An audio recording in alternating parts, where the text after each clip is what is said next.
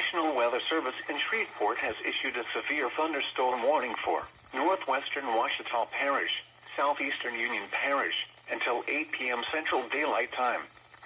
At 7:27 p.m. Central Daylight Time, a severe thunderstorm was located 8 miles southeast of Farmerville, or 12 miles northwest of Claiborne, moving east at 25 miles per hour.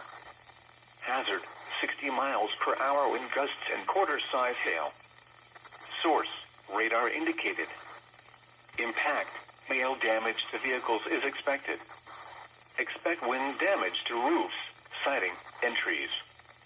Locations impacted include Monroe, Claiborne, West Monroe, Downsville, Rocky Branch, Loch Lomond, and Spencer. Seek shelter inside a well-built structure and stay away from windows. The storm is capable of producing damaging winds and large hail. Repeating, a severe thunderstorm warning has been issued until 8 p.m. Central Daylight Time for the following parishes in Louisiana, Ouachita, and Union.